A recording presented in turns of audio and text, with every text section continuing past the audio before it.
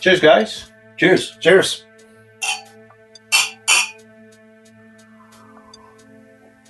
Or Skål Paul, since that's my name. Skål Paul. Hello, everyone. Welcome back to Vagabond Arashikage. And in today's episode of Ninja Coffee, we're going to talk about a new movie out in the theaters near you. What are we going to talk about? So we're going to talk about the newest installment in the Mad Max Saga.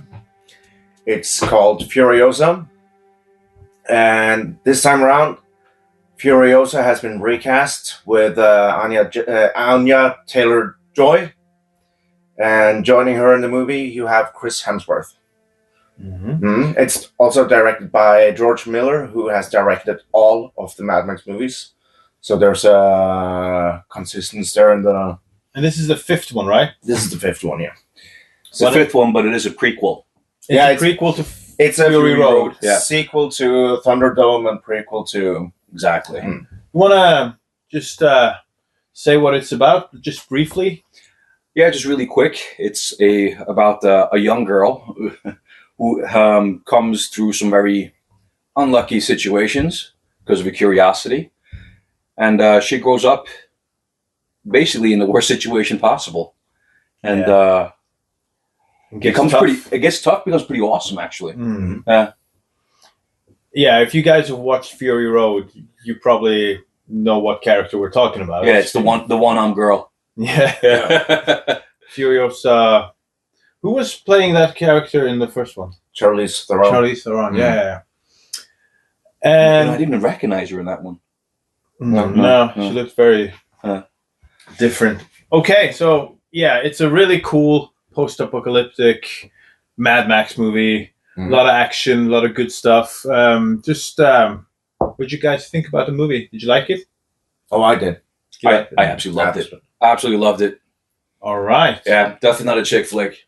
I mean, it is. It is, but it isn't. You know what I mean? I loved it too, and I'm. When I watched Fury Road, when was that? Like 10 years ago or something? No, that was almost 2015. 2015. Yeah. I was like, wow, this is probably one of the most epic action movies I've seen in very long time. And I had that exact same feeling when I was watching Furiosa. I didn't even think I was going to like the movie all that much. Right. But I was very pleasantly surprised. Yeah. When I saw Taylor-Joy was going to lead in the movie, it had to be good, I think. Because I saw some of her other movies in Gambit. Queen's Gambit. Yeah, Queen's Gambit. I haven't seen that. Good. You haven't seen that? It's good? Absolutely fantastic. Definitely should watch it. All right. Yeah, I mean, she really, really delivered on this movie. Big time. I think so. First time I saw her was in Split. Yeah. Yeah.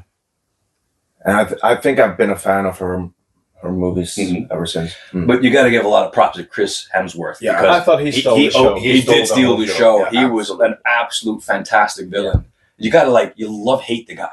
Yeah. You know what I mean? And he really showed a side of him I haven't seen before. Another idea or like a thought I had while watching the movie, or after I watched the movie, I don't think I've seen such a really good delivery on the villain part since I saw Heath Ledger as the Joker.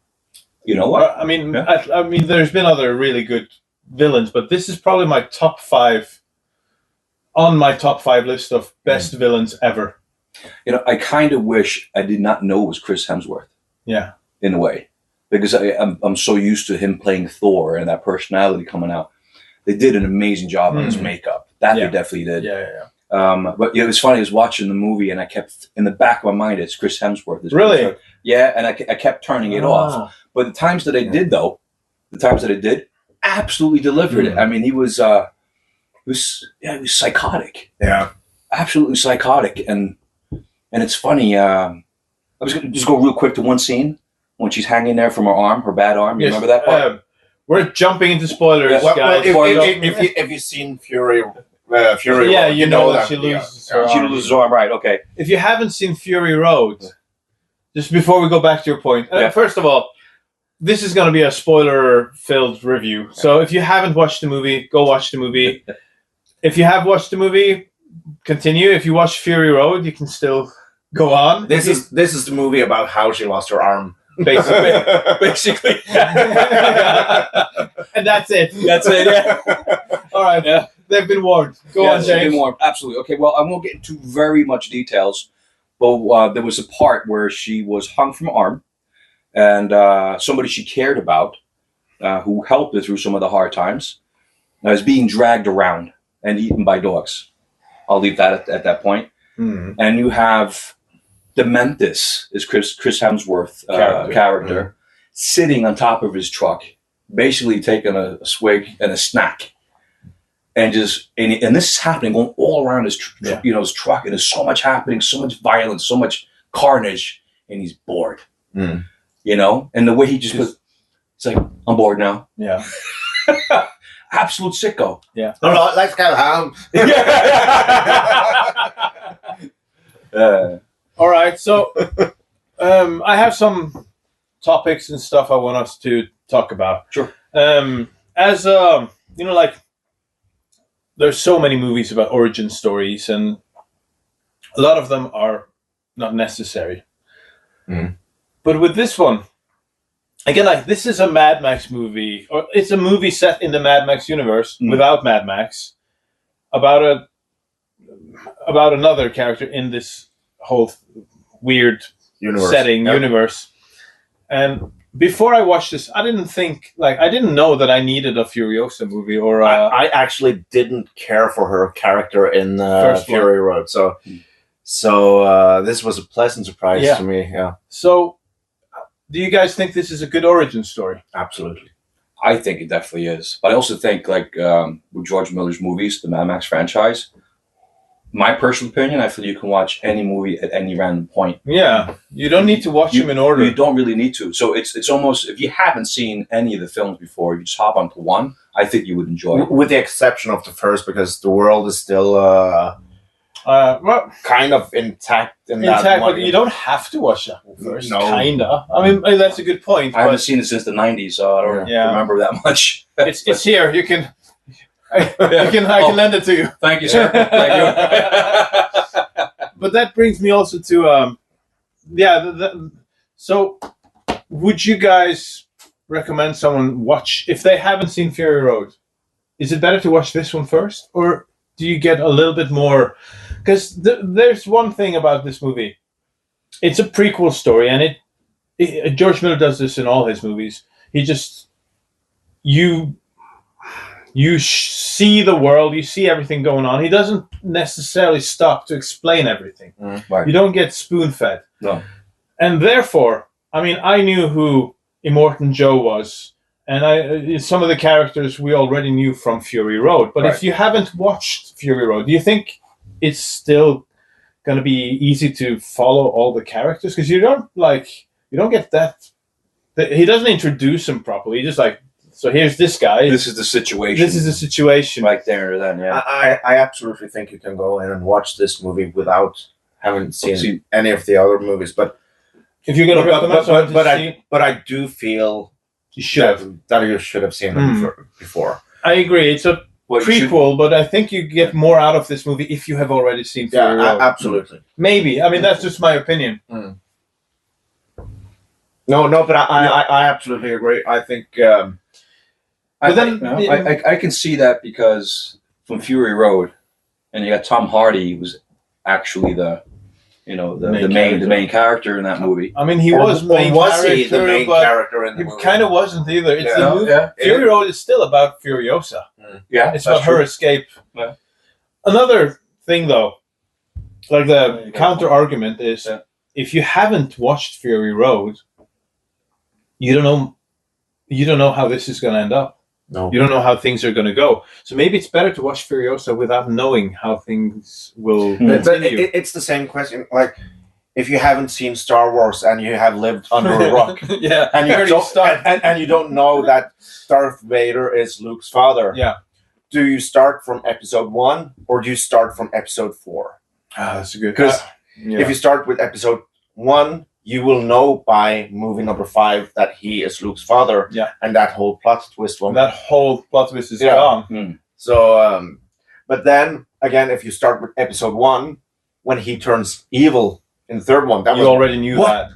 Oh yeah. yeah. Like if you haven't seen the So you're gonna miss out on something, but you will still gain something else. Yeah, that's true. What do you think, James? Well, yeah, I see that, but I think with the Mad Max films, it's not as, how do you say, the storyline is not as planned. No, can I say that? As like Star Wars is where it's like, kind of it's post-apocalyptic, right? And this could be anybody. Well, it isn't anybody, but it's and the Mad Max stories, like, they don't have to be there doesn't have to be like a canonical line that follows the movie, because it's more like legends, and Mad Max is just a part of those stories. That's true. So that they don't add all up the movies, all of it is narrated as if it's just legends. So so that there's so that they contradict each other in some way. It doesn't matter because it's just the legends about Mad Max. And the continuity is a bit like vague and like it is. That's the charm. They did have some Easter eggs in there, though. Yeah, of course. Did you guys notice the scene where you see Max? Yeah. That was cool. That guy, it's not his first time as Mad Max. Oh no, because that's Tom Hardy's stunt double in Fury Road. Oh really? So did you guys stay for the after credit scene? No. There's after credit scene. There is 2 seconds of a bubblehead like shaking. It's the bird bubblehead that guy with the Lex Luthor guy in Fury Road. What's his name? Nicholas Waltz. Yeah. His character has this bubblehead thing in his car when he's driving, and you see that for 2 seconds, and that's it. Dang it! I left too early. I was like, well, they probably want to do a post credit. Yeah. But that's the thing. It has no like you don't miss out. It's like the recent Marvel ones. They don't matter anymore. Yeah. Okay. Just a follow-up question then.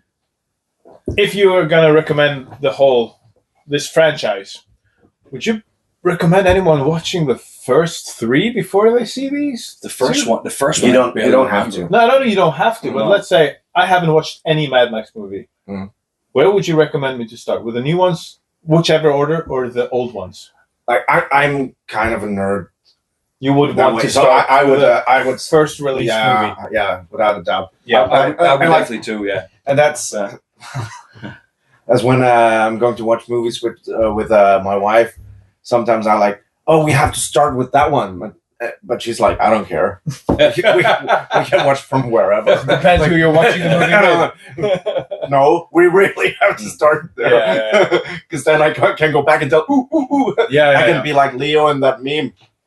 Yeah. The only thing I would ask if you do is use a little bit of imagination, because the first movies were made in the 80s, right? So the first one is in the 70s. In the 70s, 79. The first one is actually 79, and the second one is 81. And 85, I think, is the third one. Yeah. And then they waited a whole... That's insane. A whole million years before they made the next one. Waited 20 years. Okay, let's move on. So, 30 actually. It was 30. Yeah. 30 years. What did you guys think of the action, the special effects, and all that stuff? I think the whole movie was stunning, absolutely beautiful. It's like even more like that's why you should watch it in the theaters. Yeah, absolutely, and that's also kind of a problem with the movie again, because you finally have a good action movie with a female lead, but it has something that Marvel and Star Wars female leads doesn't have. She has a character building. She's not just a strong character because she's a strong character. Like you have a reason to root for her. Absolutely. And that's what ruins this movie, because it doesn't actually make any money in the theaters right now. Because Hear that? Go watch the movie. Yeah, woke destroyed it, but for the wrong reason. Because people have seen Star Wars and Marvel, and they are fed up with that whole Mary Sue storytelling. So they assume that this movie is as bad. And I actually didn't plan to see this movie myself until I heard the word. Yep, same here. So I was like, I'm not interested in Furiosa's. Like, I saw all I needed to see in Fury Road. It was a good story, a good movie. I don't need more. So I really hope that if this movie doesn't make its money, that the studio listen to the fans and see that the reason why it failed is because of Marvel and Star Wars. Marvel and Star Wars, and I think also to a degree the fact that people don't go as much to the movies as they did before, like before the pandemic. That could be. But I think where we go back to Furiosa, I think that the writers did an amazing job, and Anya Taylor-Joy really delivered. Even the young actress that portrayed her as a young girl.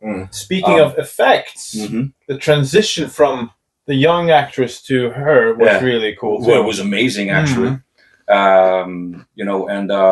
It showed her vulnerabilities. It showed also her talents, her strong side of her personality, and how she was morphed onto this character Furiosa, who eventually loses her arm and does amazing things in this movie. So she's not a Mary Sue then? No, she's not a Mary Sue. Not a Mary Sue. She's a person who's really had a bad day for about 15, 20 years, and then decided to leave. And with missing an arm. This movie goes up against other movies with strong leads that tells a good story, and that's you have Aliens and Terminator 2. Like, and this is also this proves that if you give the characters development, you just need good characters. Yeah, that's all you need. Male or female, doesn't matter. Good characters. Good characters. Yeah. And, 3 of my favorite action movies of all time have female leads. Aliens, Terminator 2. And Furiosa. Oh, yeah. Wow. I mean, I could almost throw in another one. For me, it's the first part, but like Kill Bill. Yeah, Kill Bill Volume 1. I love Kill Bill Volume 1. Yeah. I think I would have enjoyed the second part as well more today, but when I watched it in the cinema back then, it was just a bit... I was expecting more action, and I think my brain couldn't handle that it was just drama in the second one. But if just let's say just Kill Bill, that's also a great like movie franchise, female lead. Absolutely. Yeah. And another really good revenge story. This takes the whole revenge thing to the extreme. You don't have that many, like, forget about female lead or not, like how many really good revenge movies do we have that does revenge thing as well as this I know one? where you're going with this. About the end of Furiosa now. Yeah. Oh my God. Should we say anything about it? No, wherever you can jump wherever you want. They've been warned. But like, okay, without even saying anything, just as a revenge movie, like, she goes through so much bad stuff. You're like, when is this guy gonna pay? When is this gonna like turn around? But then there's more misery, more pain, more bad stuff happening. Like, if I don't think there's any American movies I would compare, but you have the Korean Vengeance series, the Vengeance trilogy, Sympathy for the Devil, or I Saw the Devil. Sympathy for Mr. Vengeance. Yeah. You think George Miller had a little bit of influence from that? Maybe. I'm not Possibly, sure. because it's not typical American ending. No, but this isn't an Australian movie. So. I mean, Westernized, excuse me. One of my favorite revenge movies of all time is an Australian movie called The Horseman. Okay. It's like an indie movie. It's basically like a really down-to-earth, gritty, realistic Punisher movie. There's a guy out to avenge his dead daughter, and some really, really bad man killed her, and he's gonna like kill them all. So maybe the Australians, they know how to do the revenge stuff better than anyone else. What is these poor Australians going through? Yeah, coming up with these movies. My goodness. All right, so just back to the effects. This movie used more like CGI than Fury Road. Fury Road had more like practical effects, but I don't feel you really noticed that much of the CGI was really good. It was really good, and there was a few scenes where I just stood there in awe. You know, we get a little towards, I guess, beginning, middle. You know, when Dementus shows up to the Citadel, he's going to take over. Some things happen there. It's just unbelievable. The effects with that. I'm going to spoil this. Spoil anything. It gets to a point where Immortan John. Joe. Immortan Joe. Immortan Joe. Excuse me. I call him Immortal Joe. Excuse me. You know, he basically shows how his people is faithful to him. And you got one guy that takes his own life by doing that. Some spectacular explosions happen. And I'm sitting there in awe because I was thinking it was going to go the other way. Okay? And then... So it's but if you've seen Fury Road, you knew it wouldn't go the other way. Of course not, but you know, you never know how the story's going to go. But it was interesting to see Dementus' shock as well. Yeah. Like, what the fuck? Yeah. Even the psychopath was like, oops. Yeah. But the way they portrayed the skyhooks coming down from the cranes and just grabbing vehicles, I was sitting there in awe, eating my popcorn, and I just stopped chewing, just watching. Like, oh man, that looks so real. Yeah. You know? Oh, so cool. And for Fury Road, they built so many vehicles. They built those vehicles. I don't know about this movie. They probably did some of it. They probably did quite a bit, but if you notice, it was not as many. No, not as many this time around, yeah. So they had the 18-wheelers, and that probably was real. And there was a few support vehicles going with them. But and one of the cool things was, you were mentioning this earlier today, Paul. Now you know where they build the vehicles. Yeah. In this movie. Yeah. So that was also cool to see that. And that's the thing with this movie. Like, Fury Road is basically one big action scene. It's a chase. It's a car chase. You know what? It reminds me about, it's like a post-apocalyptic action version of Wacky Races. Yeah. and that's actually kind of funny because DC Comics made like an adult version of Wacky Races based on Mad Max as well. So that's kind of that's funny. But I agree. Like the first one, that's like just one big action sequence. And just to go back to that, when Fury Road came out, a lot of people were like comparing Fury Road and the Road Warrior. Yeah. But they're still very different. It's two different type of movies. The Road Warrior takes like it has a different pacing, and Mel Gibson messes things up, and he has to like build himself back up. This movie is more like the Road Warrior. Fury Road was just like high octane action all the way with a pit stop just to like refill gas and then get back on the road. It was an escape movie. They were trying to escape the whole movie. Yeah. Here you have all the world building. You have a good story. You have a story that goes from like over many years. Yeah, sure. And it's really well executed. I think so. I think it's very, very good. I think the points that they put out in Furiosa, the different characters, the different groups, the different gangs, and how they were so well done as well. It made sense. They made it work really well. I loved all the characters. I love even the ones you don't get to see all that much, like the Octobus. Right, the Octobus was amazing. Was awesome, and his gang, man. Especially towards the end there, when when they split off, make their own faction. Oh man, that was cool. I want to watch the movie again now. Yeah, same here. And you had Scrotum and his brother Erectus. Scrotus. Rectum Erectus. Erectus and Scrotus. and you have this.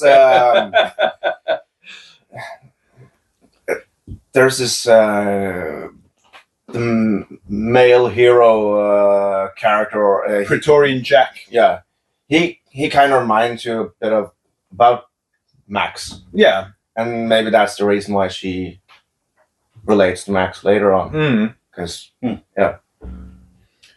Yeah, but you knew all along. I mean, again, like if you've seen Fury Road, at least you know like that's not going to end well. Of course. But he was also really good and cool character. He played that character very well. Yeah. You know, Tom Burke. Tom Burke, yeah. I thought he was someone else, but he wasn't. Thanks for fixing that for Yeah. me. I think he was slightly a little too soft, maybe. For this world. For this world, yeah. So, but he had made it like he was the best for a long time, and he'd been like, yeah, he could. I guess he could have maybe kind of was allowed to be, or he had the soft spot for her, maybe like maybe something, yeah. It almost felt like he was a dad. Yeah. he kind of reminds me about like a melting pot of a lot of Australian actors, because he looks like Russell Crowe and the Hemsworth and all of them mixed in. Mel Gibson in the original Mad Max movie. Yeah. So he was like, we had to find someone who looks really Australian. Yeah. Oh, he had a terrible end though. That sucked. Yeah. That was awful. That was bad. That was bad. had me cringing, man. I was like, oh man, that sucks. So definitely violent, high body count. But with the world building, it's also very unique, because a lot of movies, like, they make a point, like, this is this, this is that. With George Miller's movies, he shows you a story. Yeah. And that's also like a discussion I often end up in. Like, a lot of people say, like, yeah, when are we going to get a Star Wars movie without a Skywalker or without a Solo? Because it's always about a Solo and always about the same characters, same thing. Family drama that ruined the galaxies. And the characters you're familiar with. Yeah. So when I was before I watched this, I was like, a Mad Max movie without Mad Max? But now after I've watched it, I'm really glad there's a movie set in the Mad Max universe, which is something completely different. Somewhere else, something else. But it takes place in his time. Yeah. Yeah. So I wouldn't mind us getting another movie, maybe about something completely different. Absolutely. I want the Immortal Joe movie. Immortal John. Immortal John. Immortal John.